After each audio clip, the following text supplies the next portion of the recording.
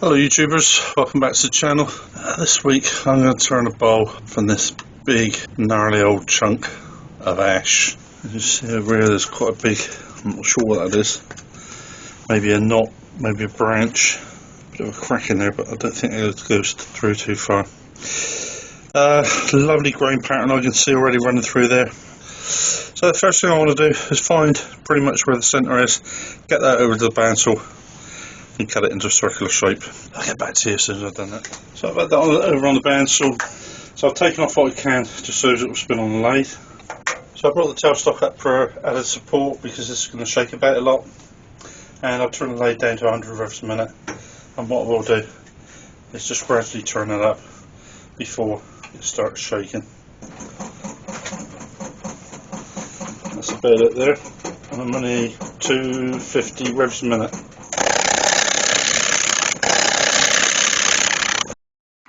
So I'm starting the long process now of shaping the bottom of this bowl. You do cut a lot of air. What I mean by that is the wood comes round and I probably only get two very short cuts all the way around.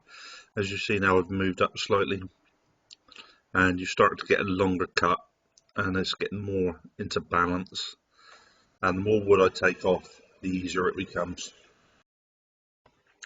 So you see now I'm getting pretty much to the final shape that I want. I've just sharpened my chisel up here and just make a nice clean up cut just to give me a really nice finish on there. There's just a tiny little bit of bark left on the bottom, so the bottom of the bowl just needs to be redefined there, but otherwise this is pretty much the shape I want. All that's really left for me to do now is just go in my skew chisel and just define the top of that bowl, just so I've got a continuous cut all the way around.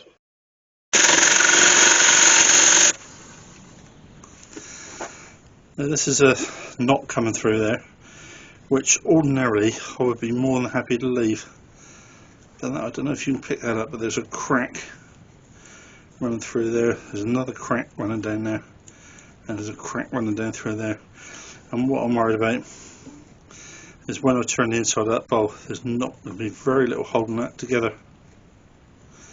And if that flakes away at some point, I'm going to end up with a big divot in the rim of my bowl, which I really don't want.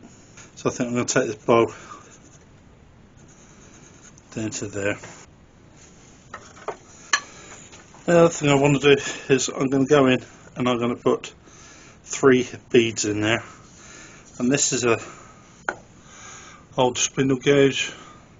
It's very small ones, probably only about 5mm. I never ever used it, so what I did was I ground the end off flat and I use that as a beading tool. So I want to put 3 beads in around there somewhere.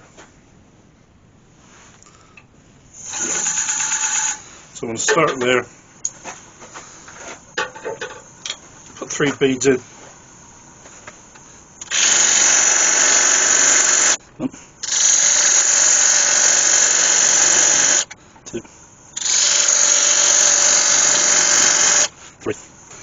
And what I want to do is take away a bit of wood either side of that.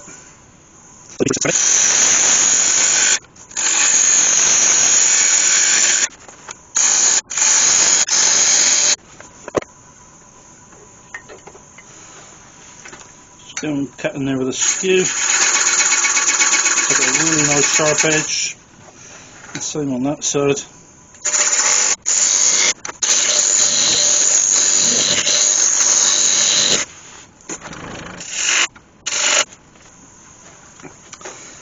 I just want to give them a piece of wire.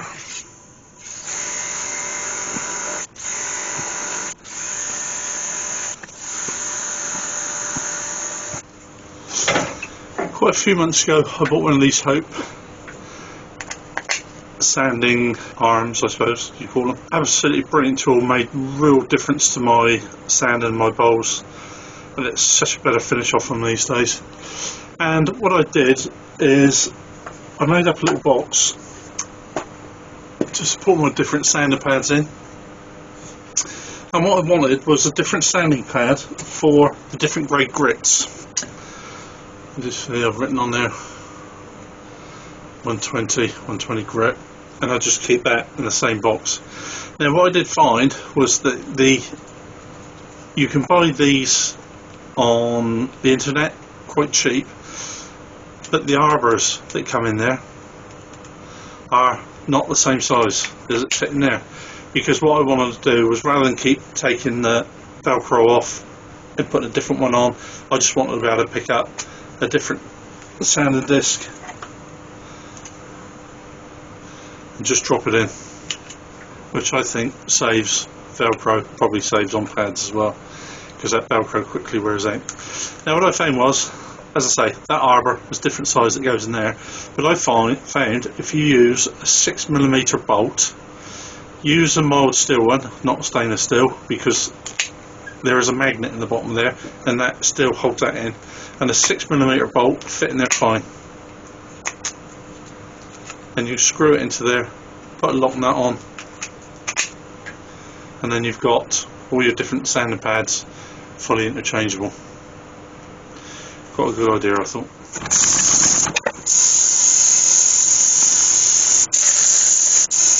As I've sanded all this down to 320, and I've got these 3 beads, and what I'm going to do is I'm going to colour this in a minute, but I'm going to leave these 3 beads and I'm going to put gold embellishing wax on. So the first thing I want to do is I want to put sand and sealer on these 3 beads, but I don't want to get on the rest of the bowl. So I'm going to use this brush. I'll get back to you when I finish that. So I've gone all around there with a brush and the sanding sealer, and I don't want to get any on there because in a minute I'm going to put a wood dye on there, and if a sanding sealer seals the top, the wood dye doesn't soak into the wood, it just sits on top, and I want that dye to really soak into that grain. So that's all had sanding sealer on it. Now I've got some gold embellishing wax, and I don't want to put too much on of this. So if I do it, I know if I do it when it's static, I'll get big thick lumps of it, which I don't want, and I just very gently want to put some across the top. So I'm trying to do just little bits.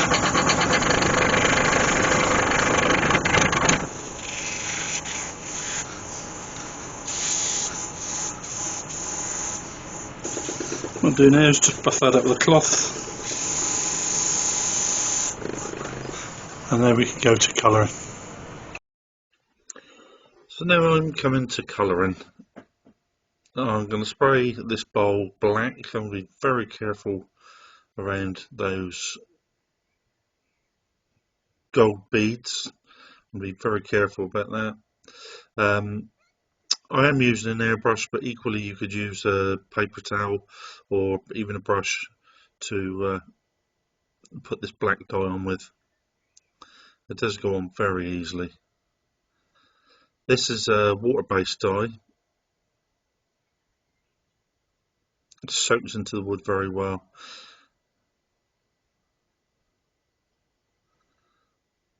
So as you see there, I'm just doing the top of the rip. So now I've got that all covered in black, and the very next thing I'm going to do is sand it all off again. And what that'll do, it'll leave me with the black sat down in the softer summer growth.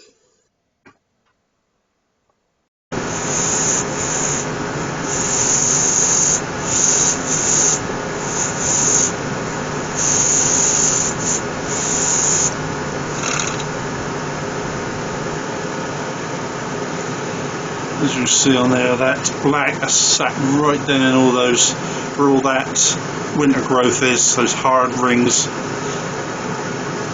It's just sat in between those hard rings and that softer summer growth. Just need to take a bit more off. So I'm going for here is a light blue, because I want that grain. I don't want it too dark, because I still want all that lovely grain to shine through.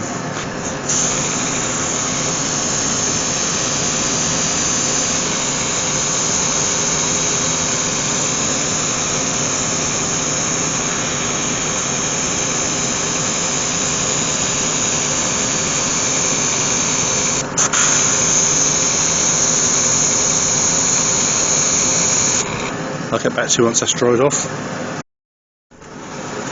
Just down there, I wait for that to dry, and I wait for it to dry, and I sand it down to 320, and that's come up beautiful and smooth. And now I'm just going to respray it.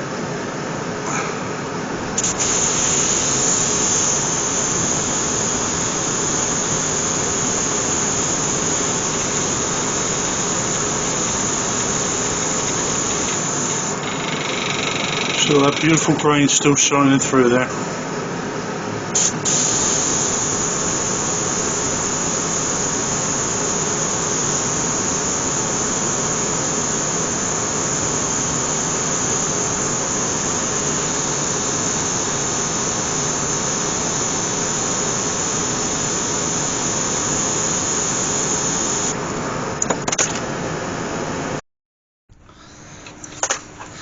Now you're just going to go over that with a piece of 600 Abernet, just to really polish that up.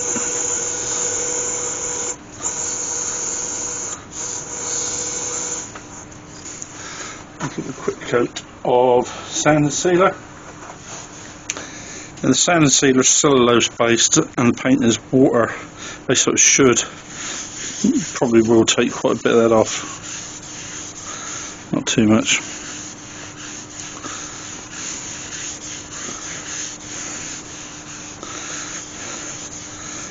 But what that will do is take a lot of that dust off from when I just sanded it with that really fine sandpaper.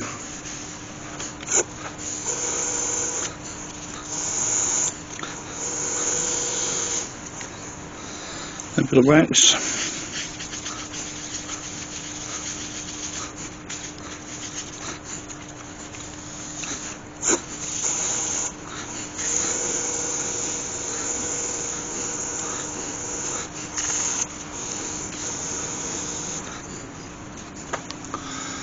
That's beautiful. So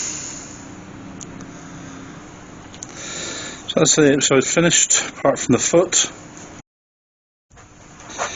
So I was just to sand that foot down. I quite like that, with that black on there, and it really highlights that grain running through there. I might leave that like this. Right, I'm going to turn that around now and hollow it. First thing I want to do is take quite a bit off of there.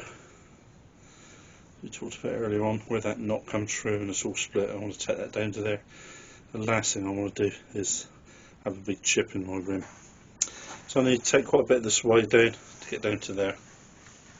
My tools are nice and sharp. I'm ready to start cutting.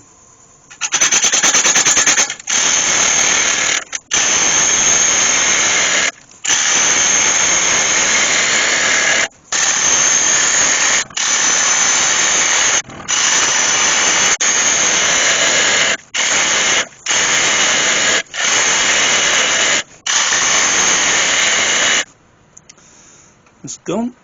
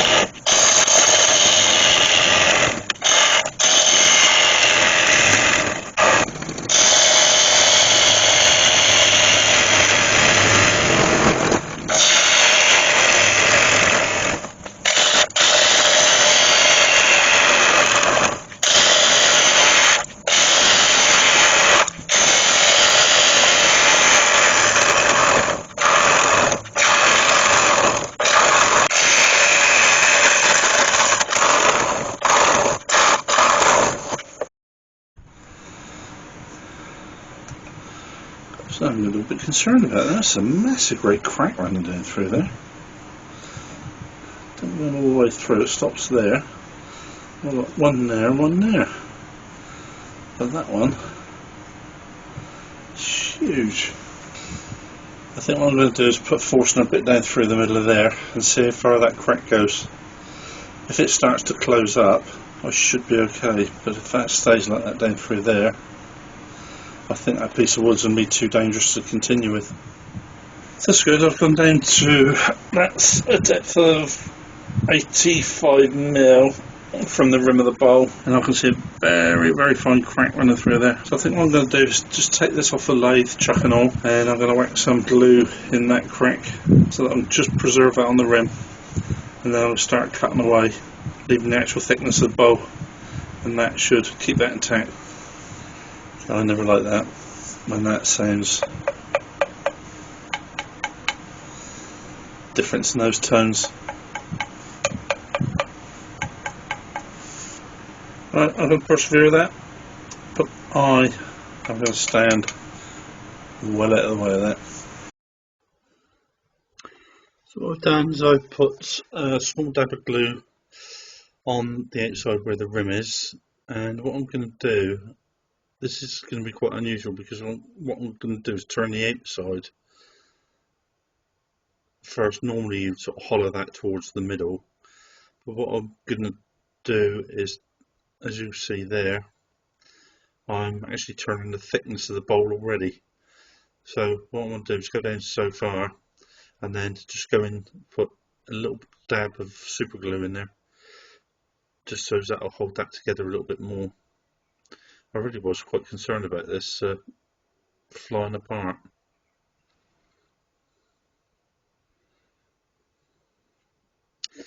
I wish I'd put a tenon on the bottom there now instead of a recess, because the tenon would have actually held it all together, whereas a recess is trying to push it all apart in effect. So if there are any cracks down there, that's making it worse. I think what's the most bizarre thing about that is when I pick that piece of wood up, there's no cracks in it whatsoever. I'll try and keep this to some nice delicate cuts.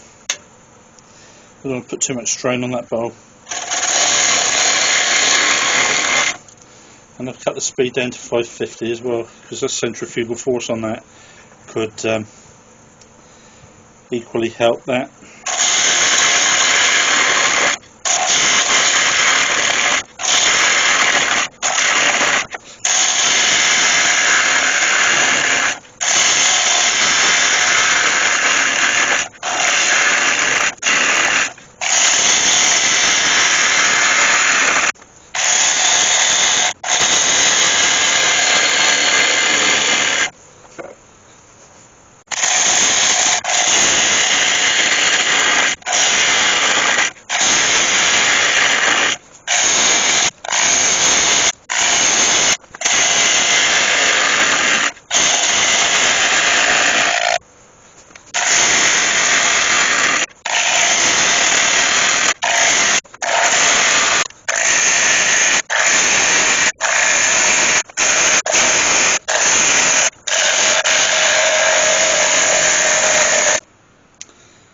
That's wall thickness pretty much where I want it to be.